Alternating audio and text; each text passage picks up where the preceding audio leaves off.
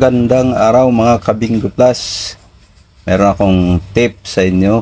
Baka sakaling manalo kayo ng jackpot sa Bingo Plus. May tanong dito kung sakasakali. Sabi niya, I won the Bingo Mega Jackpot. Does it have the same process? Sabi ng Bingo Plus, due to the large amount of Mega Jackpot, the prize will be awarded to you by a Chiki.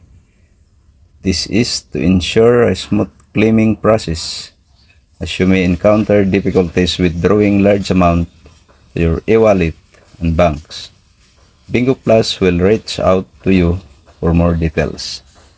So, kung makaka-jackpot tayo, sabi ng Bingo Plus, Chiki ang bibigay sa atin.